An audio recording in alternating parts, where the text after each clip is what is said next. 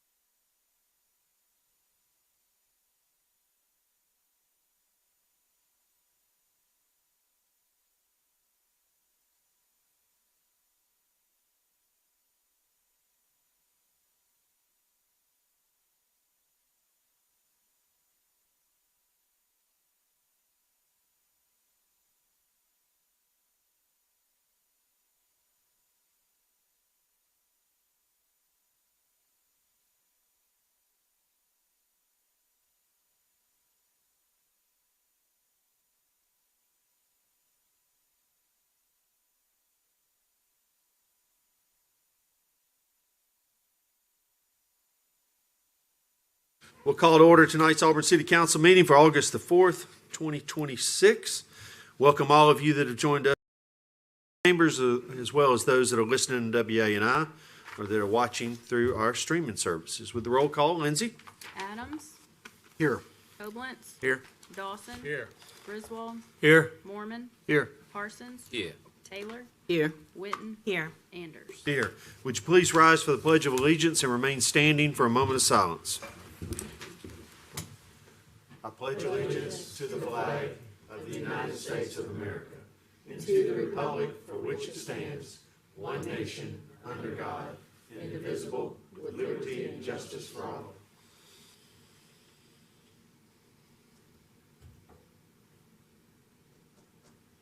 Thank you. Earlier tonight during the Committee of the Whole, there were no official actions of business for the council to consider. Under Mayor's announcements, I want to say thank you to Auburn City Schools. Recently, they've had two events, the new teacher breakfast as well as the Institute Day. Very encouraging to be around our new teachers and to be around the entire body of employees and teachers at Auburn City Schools as they get ready for the first day of school this Friday. Certainly appreciate the school board and their service to Auburn City Schools as well as the central office staff, and looking forward to a great school year with our school system here. I want to say thank you to my friend David Housel, who invited me to join his legendary group of men that get together at the back booth of Chappie's recently this week. A lot of good conversation talking to that group of folks, and a lot of big fans of the Lake Wilmore Community Center amongst them. I want to say congratulations to Tippy Miller and her team for another great United Way kickoff. United Way is an outstanding organization that supports so many worthy nonprofits in our community. There are ways that traditional ways of raising resources as a kickoff for your organization. I appreciate the fact that they line up inside the warehouse of the food bank and put together meals to distribute all over Lee County. I commend them for that, and I would ask you to consider contributing to the United Way as you think about those resources that you want to provide. I also want to say thank you to the Greater Peace Community Development Corporation. They had their annual fundraiser this past Saturday night at Greater Peace Baptist Church, and they're doing some tremendous work, and I appreciate their continued effort to make the Auburn-Opelika area a better place.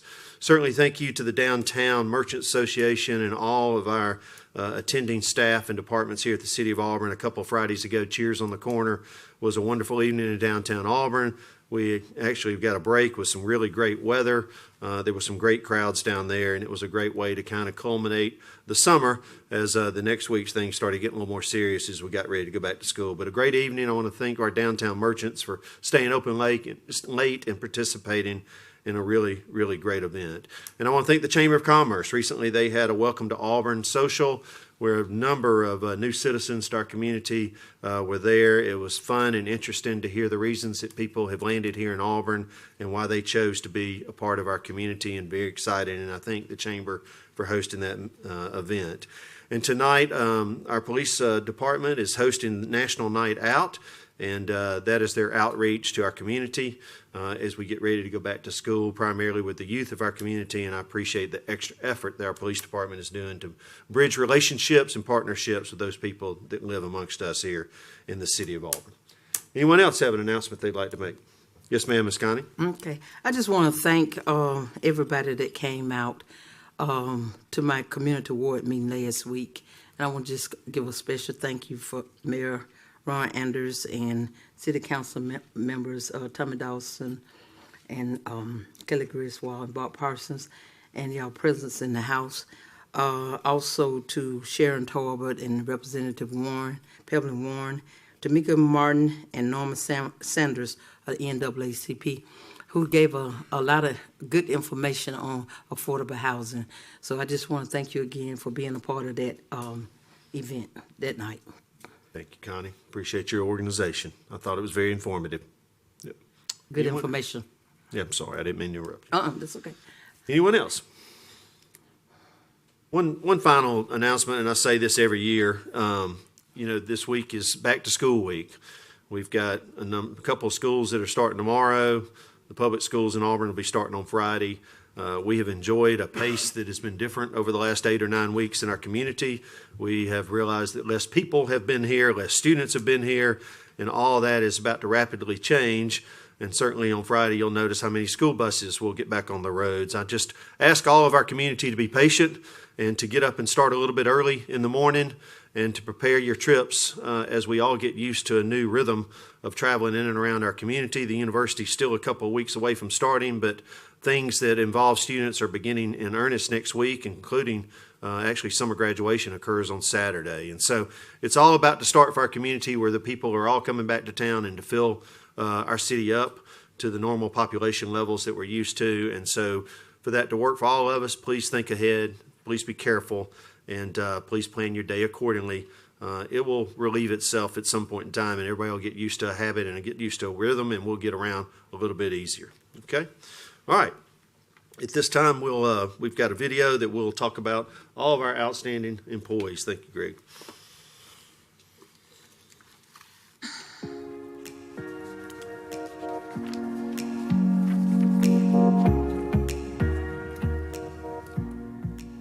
We're proud to introduce you to our August Employee of the Month, and I have a memorandum here from Cynthia Ledbetter, the Library Director, naming Andrew Adams the Employee of the Month. Andrew began his career with the City of Auburn in 2001 as a part-time library assistant before advancing into a full-time role. Throughout his years of service, he has consistently exemplified the city's core values through respect, professionalism, and servant leadership. Deeply committed to serving both the community and his co-workers, Andrew demonstrates respect, integrity, and professional excellence in every interaction. He is widely respected for his calm presence, dependable work ethic, and ability to connect with patrons of all ages. Citizens and colleagues frequently commend him for his welcoming demeanor and willingness to go above and beyond to help others, often volunteering to stay late or help cover areas in need. Known affectionately as Mr. Andrew, he makes a lasting impact by greeting visitors by name and creating an inviting atmosphere for everyone who enters the library. Beyond his daily responsibilities, Andrew has served on various employee committees, demonstrating his commitment to strengthening the organization. His willingness to contribute outside the assigned roles reflects his dedication to both his coworkers and the City of Auburn. Whether he is patiently assisting patrons with technology or enthusiastically stepping up to support a colleague, Andrew always demonstrates reliability, kindness, and exceptional customer service. His positive attitude, selfless leadership, and unwavering dedication contribute greatly to the success of the team, the library, and the City of Auburn, making him truly deserving of recognition as the Employee of the Month. Congratulations. We appreciate your hard work. Thank you.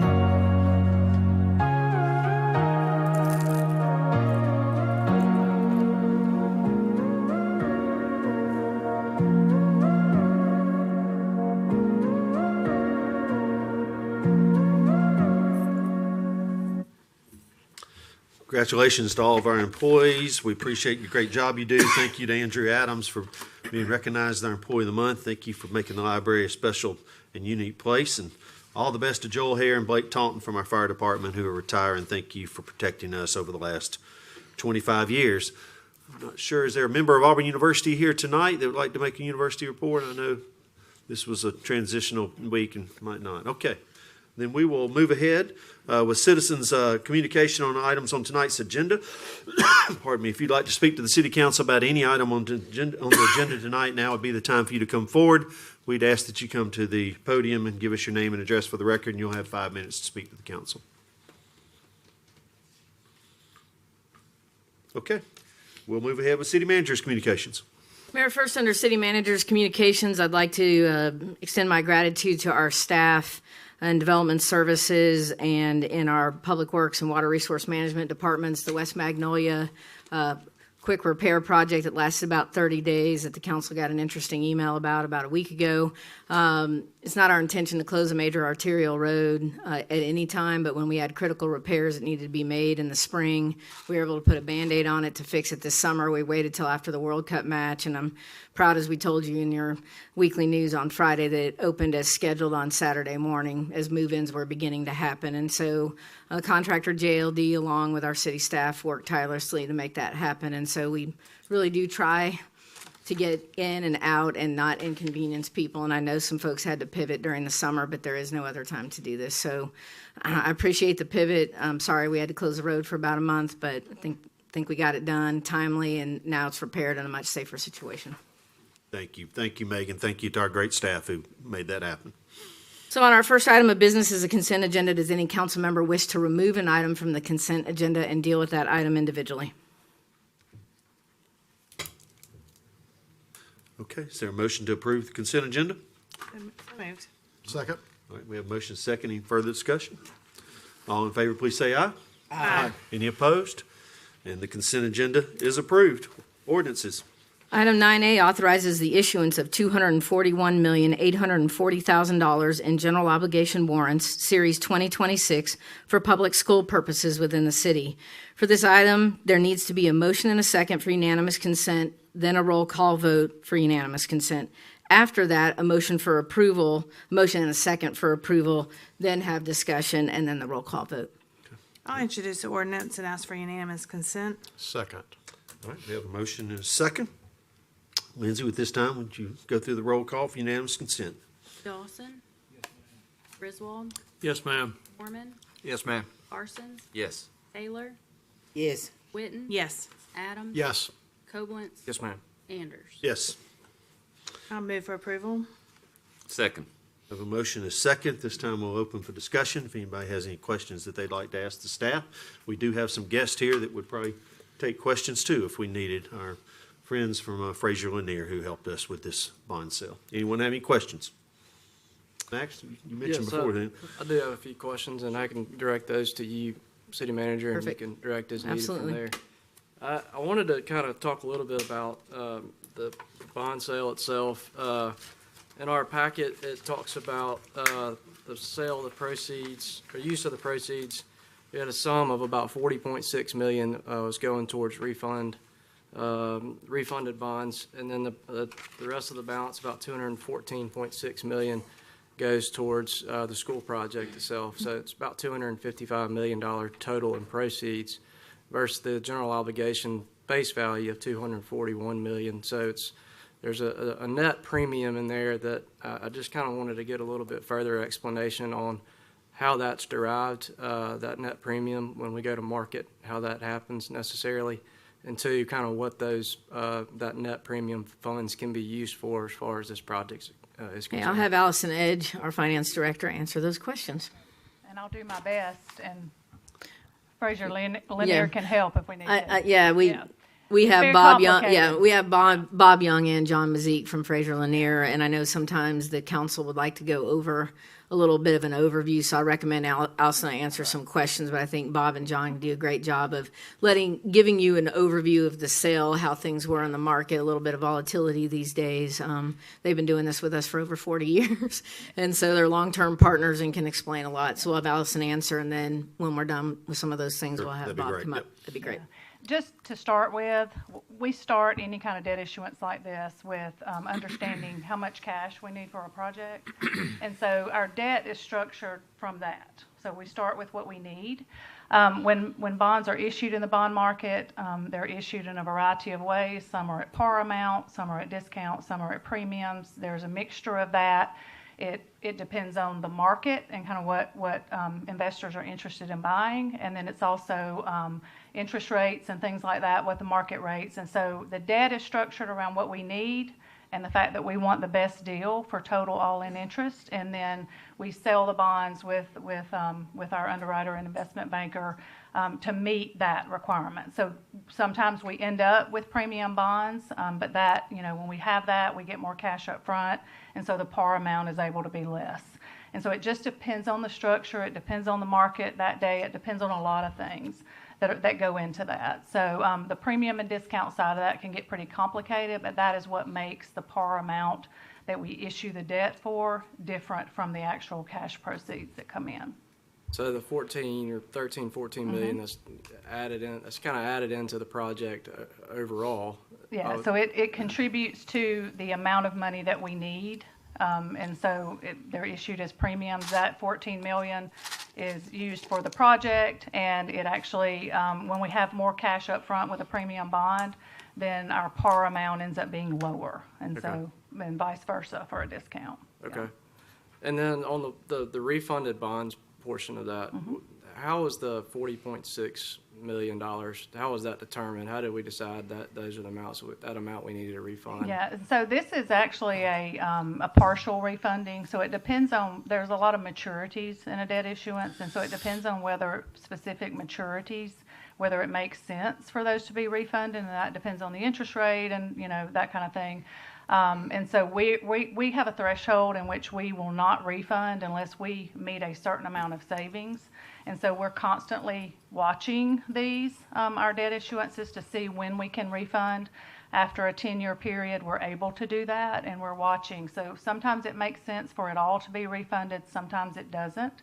And so we look at that and decide which maturities to do, which is where we come up with the amount to And the refund at savings that on time. this was, how much? So at 2.4 million, our kind of informal goal there is for in our policy is to always have at least 3% savings when we do these refundings. This one gets close to about 6%, and so we need it to make sense to go through this process. And this was part of the 2015 series that we did for school projects It was, as well. yes, so 2015, it was for a school project. However, it was issued from the Special 5 Mil Tax Fund. Okay. So any savings that we see from that refunding will go back towards the Special 5 Mil, which will likely be used for city projects in the future. Okay. So- Right now, it's slated for the Richland Park project Right. that we will issue in the coming years, debt Richland Park, Right. at least about half of that project. And so this is replenishing the city's 5 mil. There is also a school 5 mil that is different, but that 2.4 million does go back into what we would call the city's 5 mil, for simple terms. Okay. So kind of moving into the funds that received specifically on the school project itself, are placed in a depository account. Right. What is the investment strategy we have on, or what kind of investment strategy can we have on that account specifically because obviously we're not paying all that to the contractor up Right. front. We're going to pay that over the next 2 years. So there's opportunity there, obviously, for some earnings on that account. So- Definitely. We follow our policy that you all see in the monthly financials in a footnote every time we issue those. Safety is first, is our investment strategy, with liquidity being second, earnings being last. I mean, when we're dealing with taxpayer money, safety is going to be the most important thing to us. And state law also limits what we can invest these proceeds in. And so we do our best to earn the most we can. We need it to be as liquid as it can be based on the kind of spin down, how that's going to happen over time. and we make decisions based on that. What we will have is a money market type account that's U.S. Treasury only, because that's one of the safest investment accounts that we can use. And we will leave it there. We will earn interest. It's important to keep in mind that because this is tax exempt debt, the IRS limits how much interest we actually get to earn and keep. And so we have spend down requirements, things like that, that we have to monitor. But if we're going through this process and spending the way we should, then we should be able to keep all the interest after this is done. And does it have to, the interest earned is tied to the school project as well? Or? It is, yeah. So is there any circumstance where that surplus can be released from the bond structure at all to be used for anything else? It or? can. One of the great things about our bond attorney is that our documents are written in such a way that if there are interest earnings left over at the end, when we go into an issue like that, we count on interest earnings, but we don't want to count on those too much because you may not see those. And so if there's anything left over, our plan is to use that for the junior high that is coming soon. So we'll kind of shift that in that direction. And our bond documents allow us to do that. Okay. And this may be more of a question for Bob or John, but the 4.52 all-in interest costs that we got on this project, or on this bond issuance specifically, is that, I'm assuming that was very comparable to the other 30-year paper, general obligation paper that was selling that week. Where were we in the market from that standpoint? Yep. I mean, I think was a great rate, but I will actually let Bob Young speak a little bit more to that. If Yeah, I you're would like okay for with that. Bob to speak to it, and I'll let you know, a lot was going on in the market with the Fed at that time, and daily we were seeing market changes, and so part of what we rely on Fraser Lanier for is when to go to market, and it's something that they spend a lot of time on because we got our ratings in sooner than we went to market, and they were watching with their entire team the optimal time to go in the market, and things were moving almost hourly in the days leading up to this. So I'll have Bob and John go over a little bit more about that and what they saw. Yeah, we do check on similar credits, not only in Alabama, but throughout the United States, to give some guidance in terms of interest rates as to how you compare. And so in this case, because it was such a large issue, Megan and the mayor and Allison and Erica felt that it would be a good idea to have someone look at the rates outside of Fraser Lanier. They said, it's not like we don't trust you, but it's $250 million, and we want to make sure that there's no question that these were market rates. And so the city engaged a firm to do that, and they were involved in the marketing process and looking at issues that were done around the country at the same time, and their opinion was favorable. And they had nothing to do with us in terms of selling the bonds. It was only analysis of the interest rates. Okay. I think it's important to share with you all, John, Zeke, and me, the process that you went through, that the city went through in terms of obtaining your rating from both Moody's Investor Service and Standard & Poor's Corporation. These are the two recognized leaders in providing credit ratings for governmental issuers as well as corporate issuers around the country.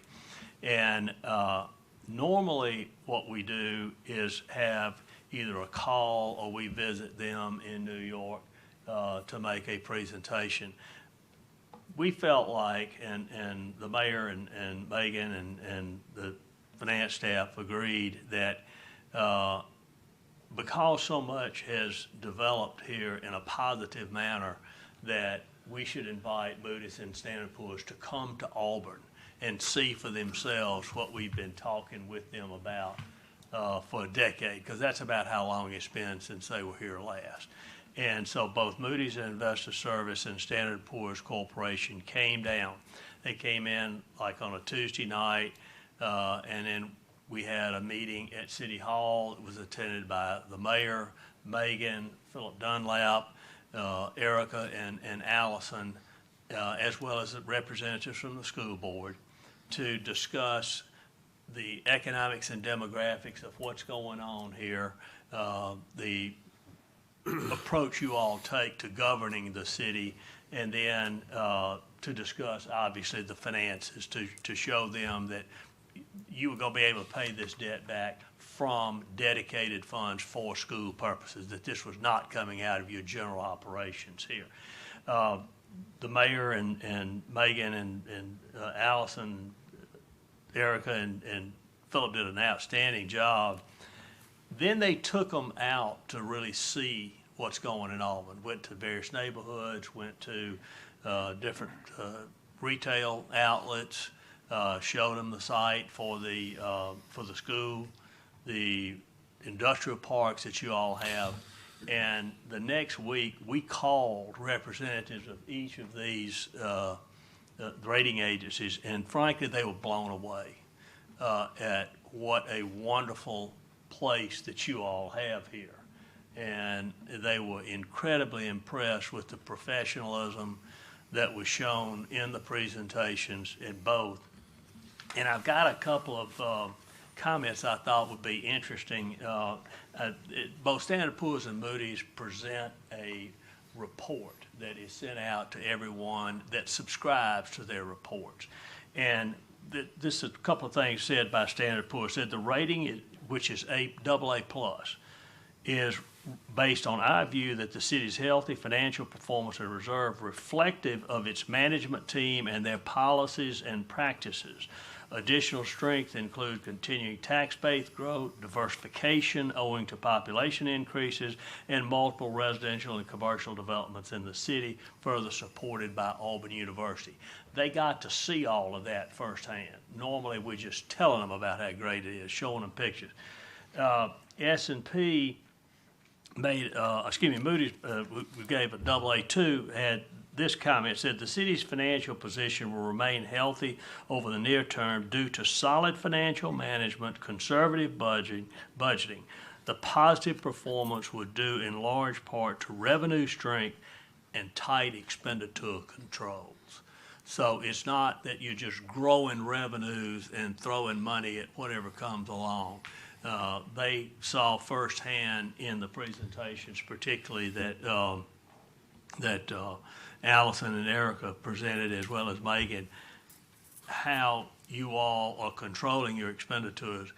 Things that you all take for granted, like your department heads being able to look online and see where they stand on their budget, is not normal. That's an added advantage that you all have to maintain your budget discipline. And it's not something that all governments in our state do. You all take it for granted. You should, because you've been doing it for a long time.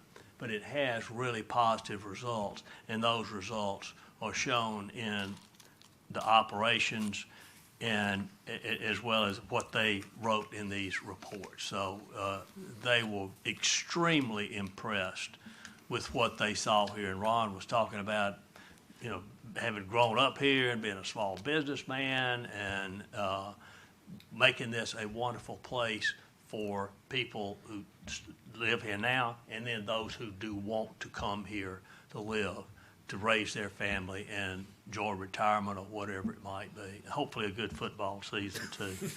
So Yes. John had a couple of comments he wanted to make too. First of all, I've done this for 28 years, and this is only the third site visit that I'm aware of. So it's pretty amazing they came here. They really wanted to see it. They've come to Tuscaloosa and they've come to Montgomery, but they're coming to Montgomery to see the state. So it's pretty amazing they came. They like what they saw.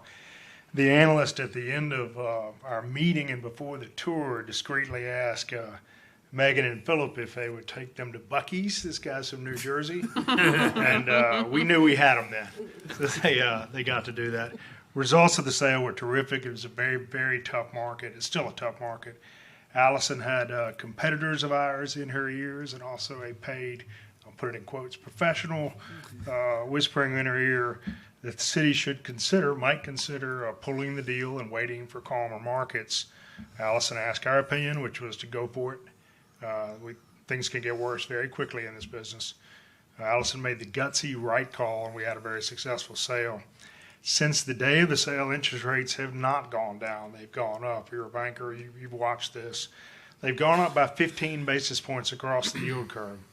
To put the impact of Allison's decision in dollars and cents, 15 basis points on a debt this big works out to $255,000 a year.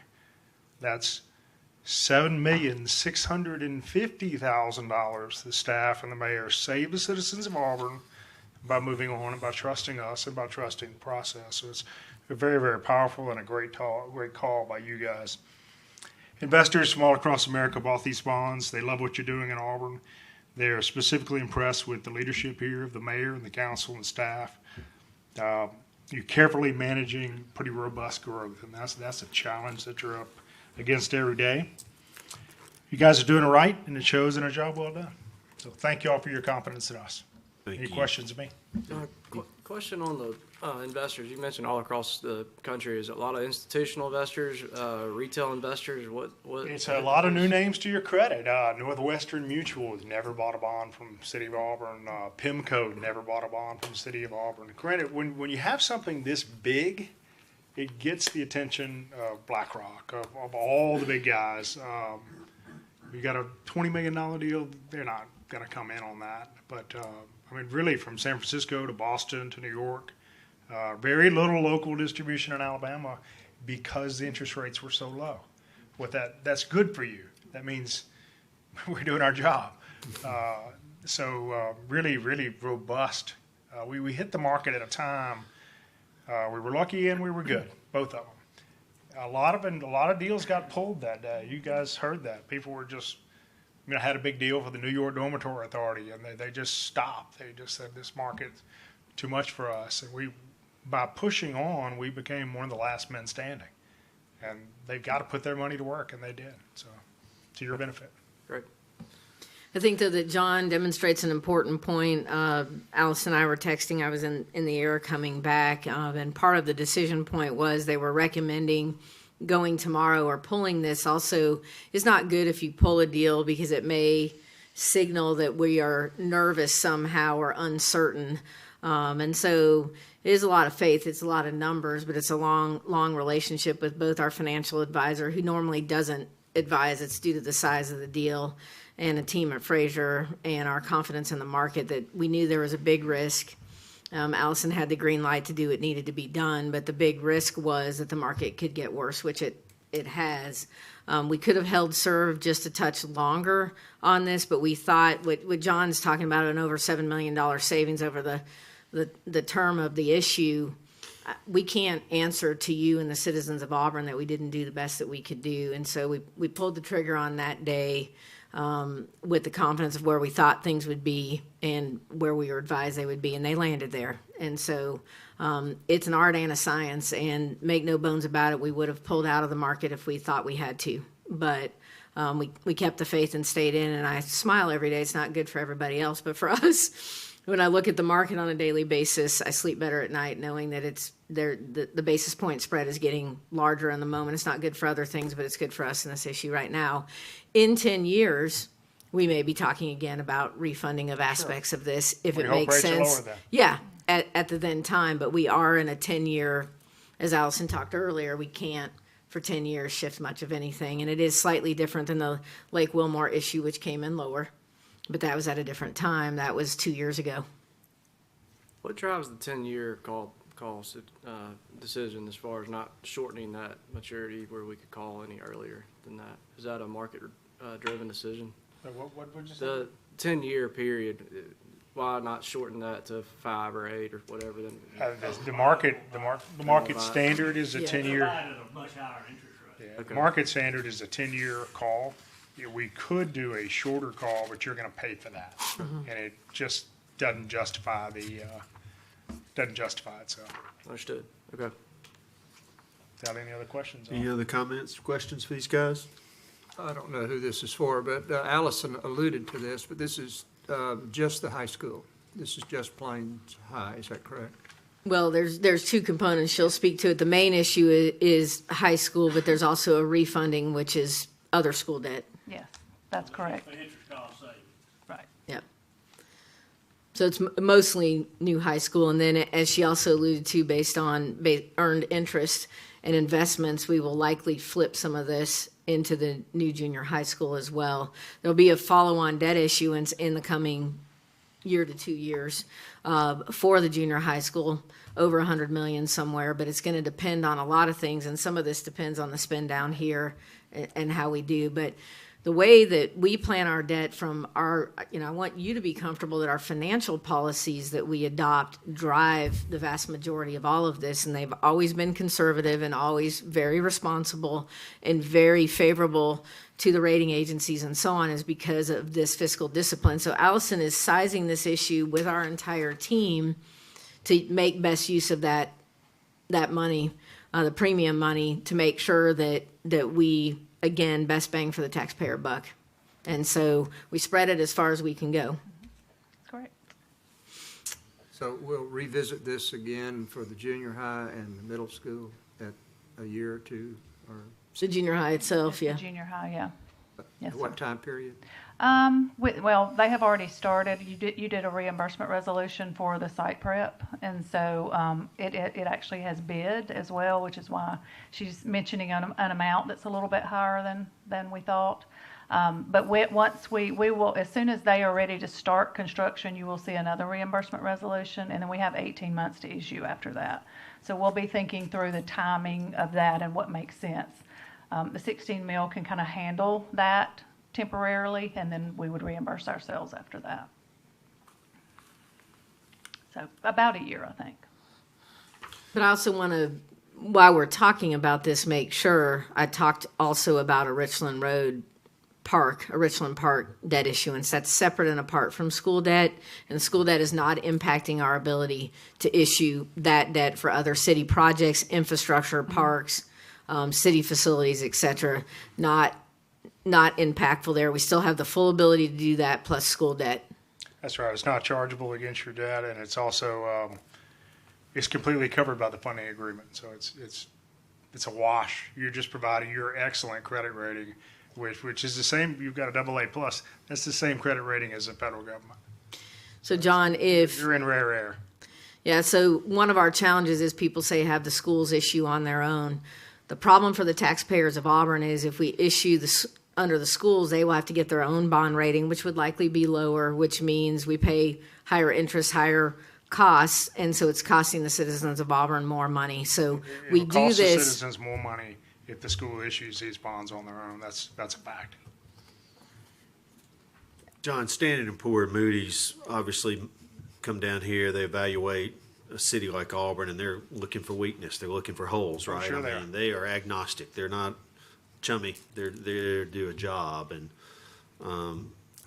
would you just speak to that process and their mentality as they engage the community to do an evaluation like this? Sure, they look at everything. I mean, they source social media. They know something about you guys. It's astonishing what they know. They got burned badly in the crisis of 08 by having artificially high credit ratings on a lot of stuff, as we all know they shouldn't. And they have tripled down on their due diligence. There's just nothing. There's no rock unturned here. The questions they ask are extremely thorough. You guys are ready for them. They're not here to be your buddy. They're here to give an opinion that they're being paid to give. So it's a very, very thorough process. Anyone else? Well, Gentlemen, go ahead. I just want to commend the finance staff and city management. I mean, it's obvious how well the job everybody does when you see ratings like this on par with the federal government. So compliments again to you guys for how we manage all of this, and thank you for the job you do every day. John and Bob, thank you for your partnership. Thank y'all. All these years. We appreciate it. And I'm going to say, I agree with Max. We've got an outstanding CFO, and I watch her and Erica as they got in that room and provided all the information. And our community would be very proud of who leads our finance team and the way they present that to these people who are not impressed with us.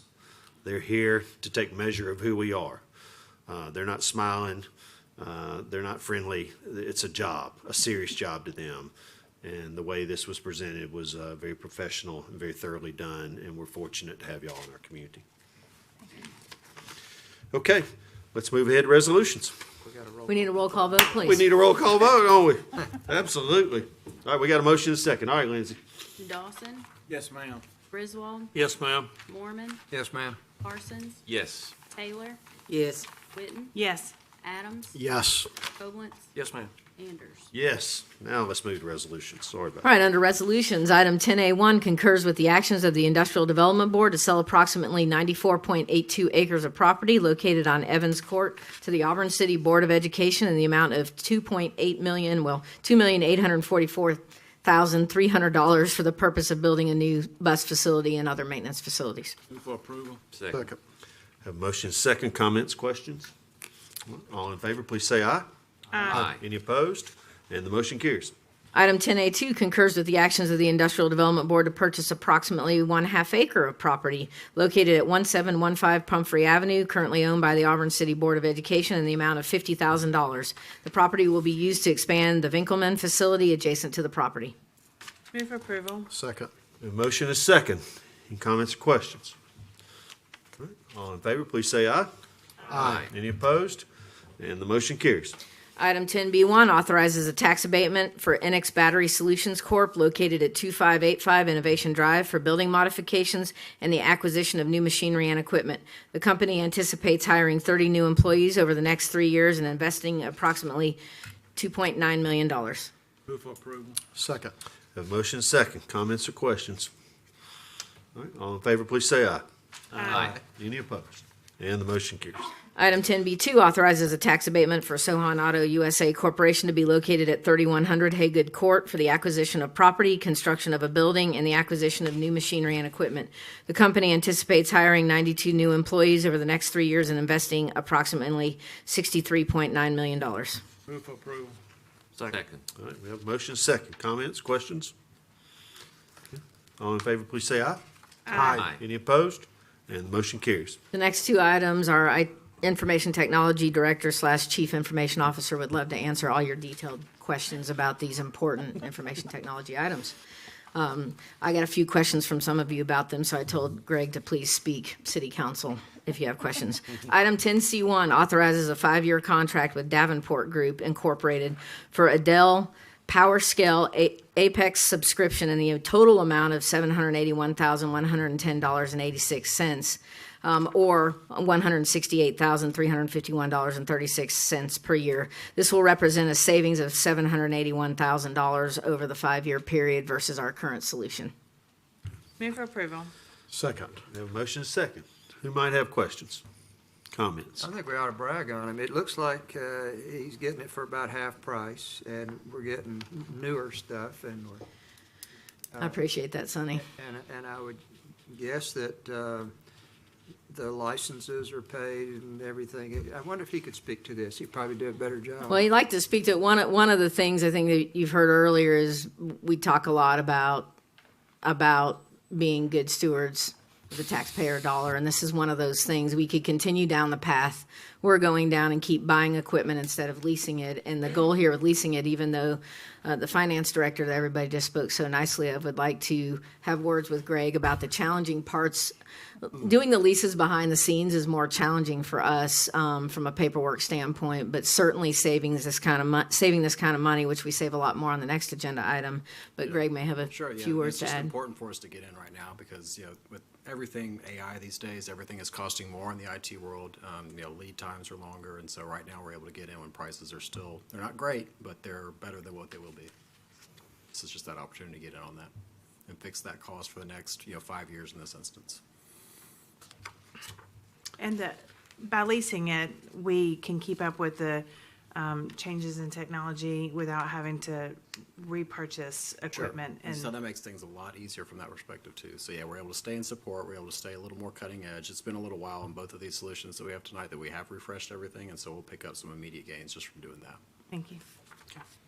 At the end of the lease, what happens at the end of the lease? Do we? Sure. So yes, we have kind of two different ones. So the one that we're currently on with the Dell Apex subscription, so this is a 5-year. So at the end of that, we would probably be looking to renegotiate another term At that point, you're probably looking at, again, another hardware refresh. So we'll have some options there as that, we'll have plenty of time to prepare for that as well. As far as the data is concerned, is the hardware all on site in Auburn, or is it? Yes, it does. Yep, and so this is kind of part of a redundant solution, this one specifically, where this one represents our production storage environment. We also have a disaster archive site as well, and so we always keep those things, replicated in concert, just to make sure that we do have options in the event that something does happen. Okay. So in 5 years, if we have to switch to another provider, the data's all portable over to another server? Greg, do you have the microphone close to you so folks are I'll having a scoot hard up time little hearing? bit, sure. There you go. So both of these solutions tonight, what's so good about them and makes it easier for us, they essentially plug and play into the current. So an example, when this contract is approved, these nodes essentially plug into what we have today.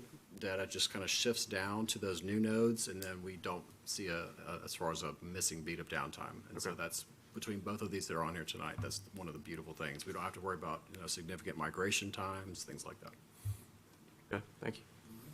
Thank you for the questions. Greg loves them. Yes. Any other questions?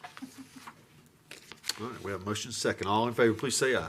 Aye. Any opposed? All right, motion carries. Item 10C2 authorizes a 3-year contract with Davenport Group for a Dell VX Rail virtualization infrastructure in the amount of $2,510,872.92, which represents a 3-year savings versus our current solution of $1.17 million. Move for approval. All right, we got a motion second. Any comments or questions?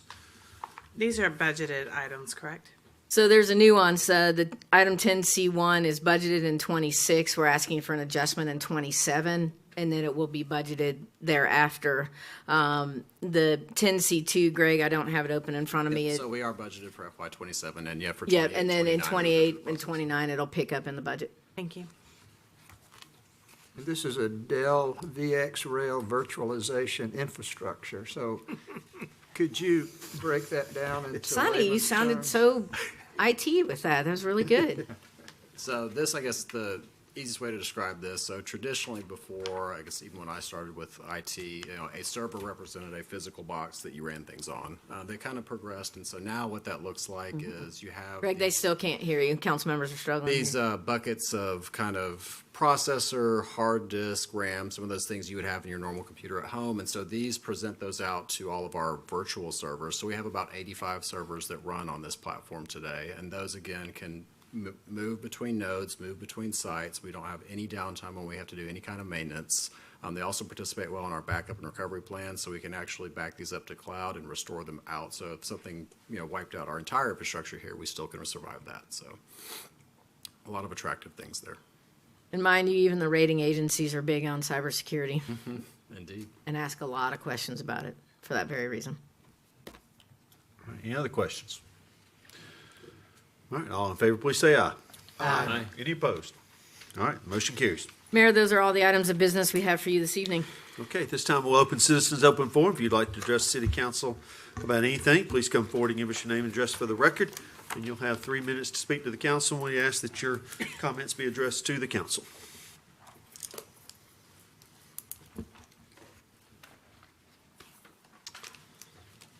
Robert McCollum, 4315 Golf Club Drive. I also own the website Alabama Real News. I'm here to address not the reason why I was thrown off the ballot, but the technicality and I believe the precedent that we are setting due to that. Let's see. Just 1 second. America was built on the simple idea in this country the people choose their leaders. Government does not choose its opponents. Those in power don't decide who is worthy of asking for the people's vote. The citizens do. That's not the promise of self-governance. I stepped forward because I love Auburn. That's the reason why I moved here. I believe our community deserved another voice on the ballot. Whether I won or lost should have been decided by the voters, not by a process that, from my perspective, denied me a fair opportunity to be on the ballot. I was informed after qualifying had closed that I was considered ineligible because I was not registered to vote.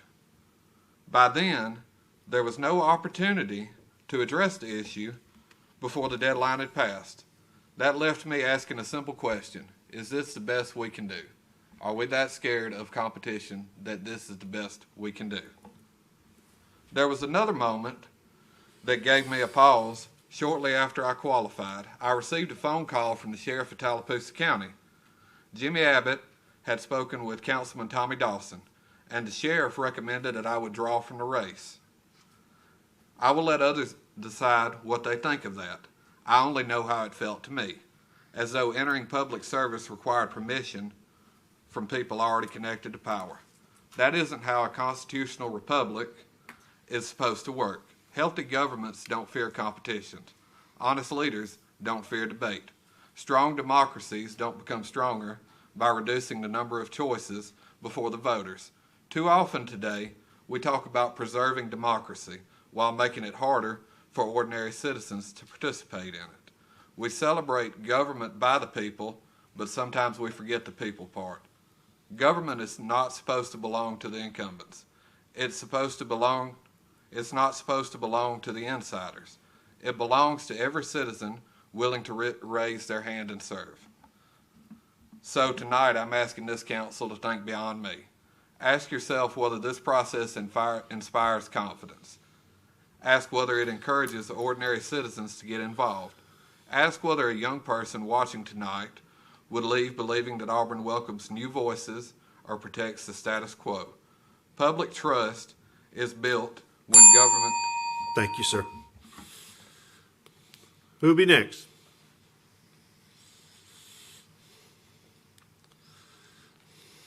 Hey there.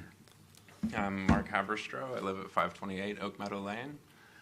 I'm not sure if this is the appropriate place, but there's I live right next to the Montessori school. It's called Children's House. It's at 231 East Drake Avenue, and my son's going to be attending there tomorrow, and I've been living there now for 3 years. I'm born and raised in Auburn. I've traveled a bunch, but I came back here to raise my son, and I know how much this city cares about its citizens and especially its children. But there's not appropriate signage for that school, and there's been a lot of new houses and new development for mostly students who are coming in, and this school doesn't look like a traditional school. So people are just driving way too fast on that road, and I wanted to make a request for speed bumps and more appropriate signage just out there in front of the school. And I talked to the owner of the school, Charlene Cam. She's donated for a sidewalk to be put in. I don't know if that's happened on the other side of the street, away from Jan Dempsey. Yeah, sorry, I'm nervous. I don't like public speaking whatsoever. You're doing a good job. I appreciate it. Yeah, but I see a lot of students driving way too fast, looking at their cell phones, and anything we could do to bring more awareness and safety to that school would be awesome. Sure. Thank you. Thank you for making us aware. We appreciate it. Is this in the appropriate place, or is there somebody else? It is fine. I mean, normally you could have called somebody from public safety if you wanted to. You could have contacted your city council rep if you wanted to. You could have called the mayor's office or the city manager's office. But we have heard you tonight, and our staff will be following up.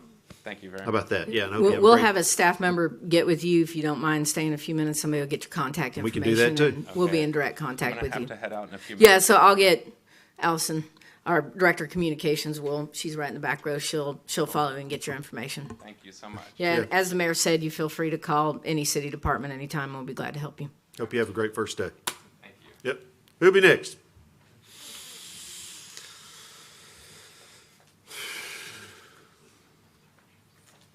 I'm Francis Piron, 1270 East University Drive.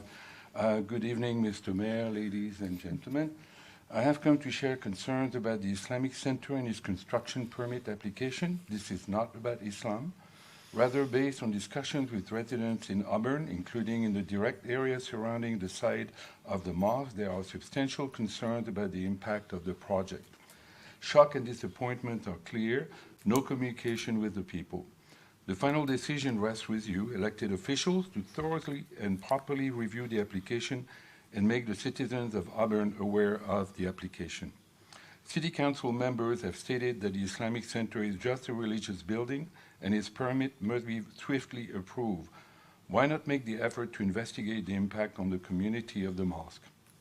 A call to the city planning department has produced fuzzy answers stating the 3 weeks taken for permit to be approved, no reference to research on how the decision has been taken elsewhere, yet there is an abundance of literature on the topic considering its peculiarity.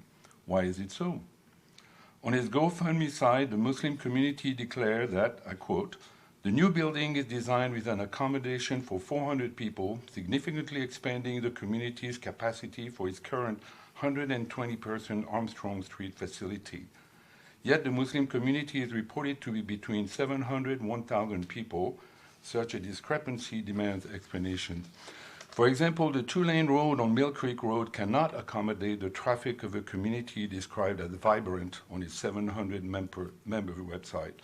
With an average of 3 persons per car, about 250 cars will be on the road for the 60-minute Friday prayers, as well as for some of the 5 daily prayers.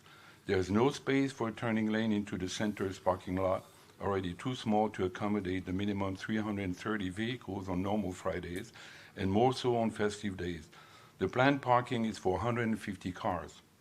Typically, a 7 square foot allowance per person is standard. The self-reported vibrancy of the community of 700 to 1,000 members will need 5,000 to 7,000 square feet for its mosque. The planned size is less than 3,000 square feet. Noise has been nationwide reported as a significant issue by neighboring residents of mosques, and not only during the month-long Ramadan, when activities like last late into the night add noise from 330 cars and 700 to 1,000 congregants talking, dancing, chanting, etc., way beyond the Alabama State Code Section 13A-11-7. Have the local residents who need to go to work, to school, and live their life been consulted? Why not? Questions about the educational program, the schedule and number of community events, the on-site cemetery, and the architecture issues demand answers. In conclusion, please provide the Auburn community with notice of the application, the schedule to approve this project. Thank you, sir. Thank you. Thank you. Yes, sir. Who'll be next?